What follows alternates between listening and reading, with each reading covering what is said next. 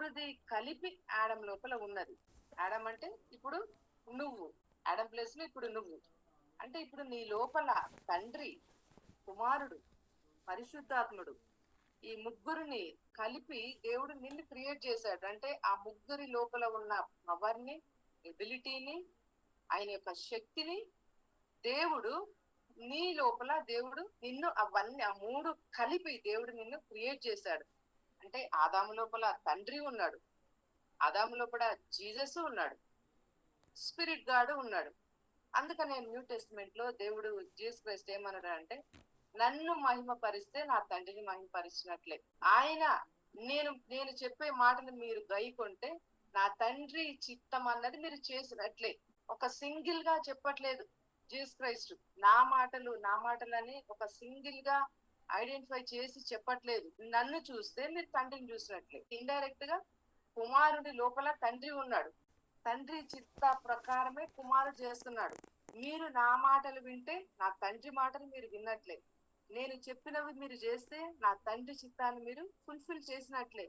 అంటే దేవుని యొక్క బిడ్డారా, నువ్వు ఒక్కదానివి పైకి కనిపిస్తున్నావు, కానీ నీ లోపల తండ్రి, కుమార, పరిశుద్ధాత్మ ఈ త్రిత్వము యొక్క పవర్ ని దేవుడు నీ ఇన్సైడ్ లో రిలీజ్ చేశాడు.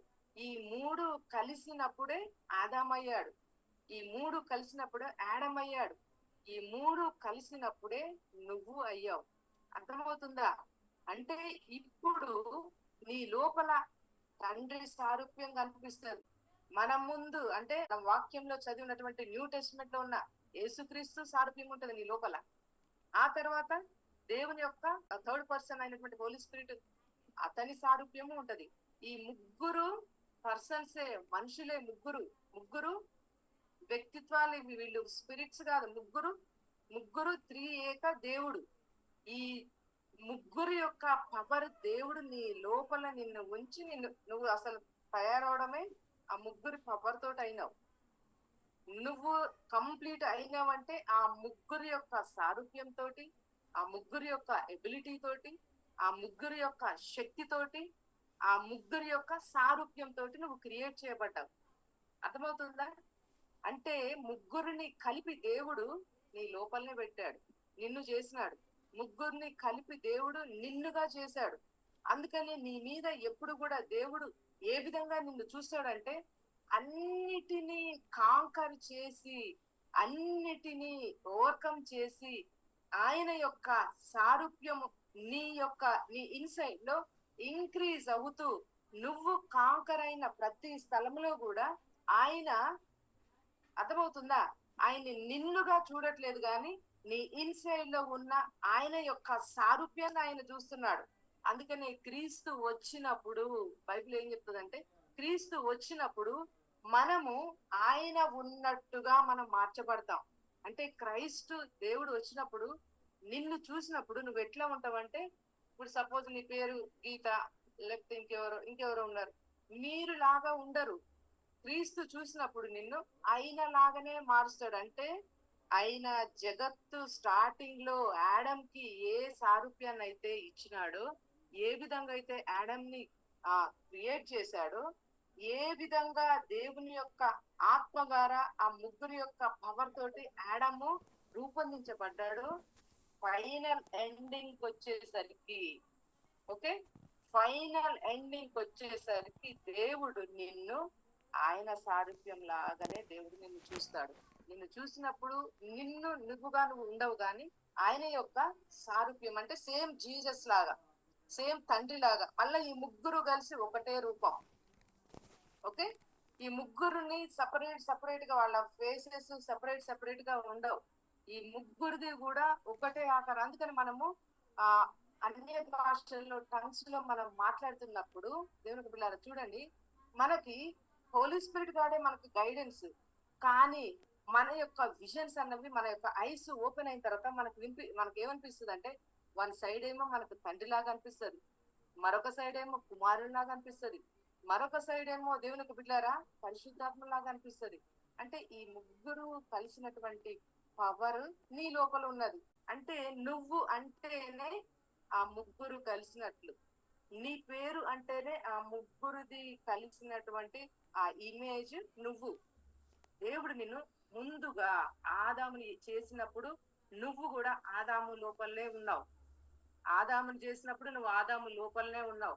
అంటే ఒక డైరెక్షన్ లో ఆదాము దగ్గరికి దేవుడు వెళ్ళాడంటే ఇండైరెక్ట్ గా నీ దగ్గరకు వచ్చాడు దేవుడు. నీ దగ్గరకు వచ్చి ఏమంటున్నాడంటే మన పోలిక చొప్పున మిమ్మల్ని నిన్ను చేద్దాం, రోజాను చేద్దాం మన పోలిక చొప్పున. అంటే నా దగ్గరకు వచ్చినప్పుడు దేవుడు నన్ను ఏ విధంగా చూసి చేసినాడంటే మన పోలిక చొప్పున, ఆ ముగ్గురిది కలిసినటువంటి ఆ పోలిక చొప్పున దేవుడు నన్ను చేసినాడు. సేమ్ అట్లనే నిన్ను చూసినప్పుడు కూడా మన పోలిక చొప్పున నిన్ను చేసినాడు. అంటే ఆయన యొక్క పోలిక అనేది దేవుడు ఆదాము లోపలనే దేవుడు నీకు క్రియేషన్ ఇచ్చేసినాడు. ఆదాము లోపలే నువ్వు క్రియేట్ అయిపోయినావు. ఆదాము లోపలనే ఆయన యొక్క బ్లెస్సింగ్స్ అన్ని దేవుడు నీకు అనుగ్రహించాడు. ఇంకా నువ్వు భూమి మీదకి ఫిజికల్ గా రాలేదు ఇంకా, కానీ నువ్వు ఫిజికల్ గా రావడానికి ముందే ఆదాము యొక్క గర్భంలో ఉన్నావు. ఆదాము యొక్క గర్భంలో నువ్వు ఆయన యొక్క సారూప్యం తోటి, నువ్వు ఆయన పవర్ తోటి నువ్వు నింపబడి ఉన్నావు. సో నేను ఏం మాట్లాడుతున్నానంటే దేవుడు నిన్ను నిన్ను నిన్నుగా క్రియేట్ చేసింది, ఆయన యొక్క పవర్ యొక్క ఆ గ్లోరీని నీకు అనుగ్రహించింది. నువ్వు భూమి మీదకి వచ్చిన నెక్స్ట్ మినిట్ నుంచి దాన్ని నువ్వు రిలీజ్ చేస్తూ ఆయన యొక్క బ్లెస్సింగ్ పవర్ ని ఓపెన్ చేస్తూ ప్రతి ప్లేస్ లో కూడా ఆయన యొక్క సక్సెస్ఫుల్ గ్లోరీలోనికి నువ్వు ప్రవేశించి ప్రతి ఆటంకాన్ని అడ్డంకుని కూడా నువ్వు తొలగించుకొని దేవుని యొక్క సారూప్యం నీ ఇన్సైడ్ లో ఉన్నది కాబట్టి ఆయన యొక్క క్వాలిటీ ఏందో, ఆయన నేచర్ ఏందో, ఆయన ఎబిలిటీ ఏందో నువ్వు రిలీజ్ అయినటువంటి ఆ పవర్ ద్వారా ప్రూవ్ చేసుకుంటూ ముందుకు వెళ్ళినట్లయితే ప్రతి ప్లేస్ లో కూడా నువ్వు సక్సెస్ కే ఒక సైన్ లాగా నువ్వు మార్చబడతావు. ఎందుకంటే దేవుడు సృష్టిని సృష్టించిన మొదలు ప్రకటన ఎండింగ్ వరకు ఆయన ఓడిపోయిన ప్లేస్ అనేది ఎక్కడా లేదు. ఆయన డిఫీట్ అయిన ప్లేస్ అనేది ఎక్కడా లేదు.